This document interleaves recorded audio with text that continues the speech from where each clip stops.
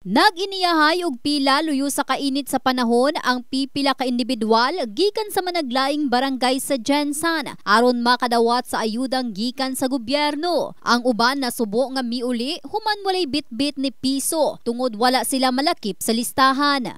Pero karon pag anhin namo bisag wala mi plete giantos namo makanhi kay ingon na pagabot sa oras wala. Nya karon mo uli mi wala gani plete na ako.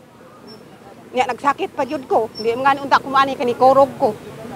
Nya nang uban nakakuha naman di ay tag 10,000 yang amo wala bisag form gani ipilapan namo wala. Ambot ngano daw na sila ma'am. Ibig sabihin wala kay ayuda. So ang giadto namo diri karon ma'am is i-clarify namo kung naa ba jud ang pangalan kay para sa mo ma'am walay cellphone paano mi maka-receive.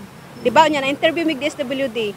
So mo na nakipagsapalaran mi karon adlaw nga naa kung naa mo pangalan pero ang gitubag sa mo ma'am dili na sila mag-verify karong adlaw kay human na daw. Si Rinaldo Tabaruda, usa ka person with disability, sayo pa lang sa buntag naghikay na matud pa aron makapamasin nga makadawat og ayuda. Gani 10,000 pesos sumala pa ang nadawat ni ini og dakong tabang sumala kini alang sa iyang pang-maintenance. Benta karon na mga problema.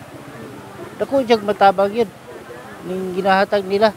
Parehanis ko kung may diferensya kunti. Dako yung tabang na makapalit pagtambal. Kahibaluan ang naisgutang cash assistance. Ilawom sumala pa sa programa sa gobyerno ngadto sa mga individual nga naapektuhan sa El Nino. Dili lamang mga mag-uuma, mananagat, ingon man uban pang sektor. Asa 10,000 pesos matud pa ang ginatanyag ngadto sa mga benepisyaryo. Sa impormasyon gikan sa Department of Social Welfare and Development kon DSWD, alang sa Mayo 21 tuig 2024, ang mga mahatagan lang mao ang mga nakadawat og text o wala maka-claim sa ilang assistance miaging Mayo 10 nga kapin 2,000 ka individual nga mausab ang gustong ipadangat sa maong buhatan ngadto sa publiko nga miadto apan wala mahatagan. Gumikan ginauna usa sumala nila ang mga wala maka-claim kaniadtong miagi ug mga anaa lang sa listahan. Samtang mensahe na lang sab sa mga benepisyaryong wala makadawat. Lang gid namo ma'am karong adlaw is ma-verify na mo nga naa ba jud ang pangalan kay para sa mga wala mi cellphone number, wala mi kabalo kung natawagan ba mi o wala.